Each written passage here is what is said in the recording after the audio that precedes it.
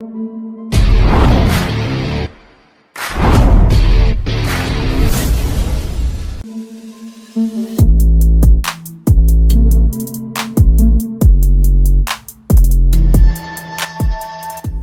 салмактагы UFC мушкери Нейт Диаз UFC'ден айдалабы.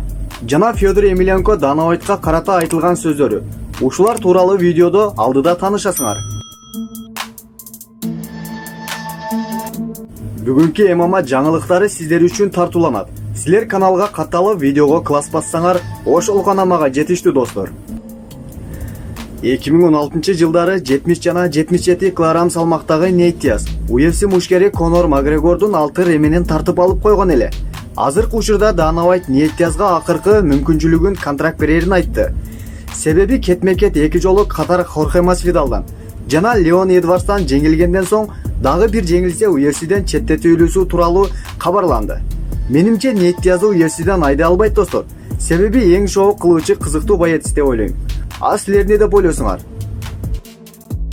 Кийинки кабар Федор Емельяненконун акыркы салгылашуусунан кийин аброю дагы да жакшыртылып, UFC мушкерлерин сүйлөтпөй кое алган жок. Эки салмак категориясы боюнча мурдагы UFC чемпиону Далиэл Корме аралаш мушташ легендасы россиялык Федор Емельяненкону мактады. Мен Федорду ар дайым эң оор салмактагы жакшы спортчу деп эсептейм. Жана андан сырткары Миочичти да айтып өттү. Мен Миочичти жакшы көрөм. Ал акылдуу мушкер. Бирок Стип UFC тарыхындагы эң мыкты оор салмактагы гана болсо, анда Федор эң чыныгы легенда деп айтып өттү.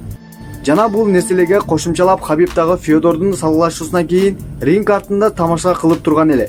Оба, анын жашы 45 жаш, бирок ал абдан тез экен деп айтып өттү. UFC'ге Емельяненко UFC кызыктар болбой калган эле. Ал эми азыркы учурда Россия мушкерлери UFC'ге абдан кызыктырып турат. Дана White ошол кездери бизди кабыл албай чоң ката келтиргенин айтат. Биз гонорарды кайра түзүүгө даярбыз. Жана менин командам деп пост калтырды. Бул сөздөрдү кандайдыр бир мааниде Дана White'ка кайтылган сөздөр эле. Россия мушкерлери жакында бардык салмактагы мушкерлерин UFC чемпиону кылам деген ойду айтып жатса керек менимче Емельяненко. Достор, эгерде видеоролик сиздерге жакса, видеого класс басалы жана каналга катталгыла. Кийинки видеого чейин аман туруңуздар.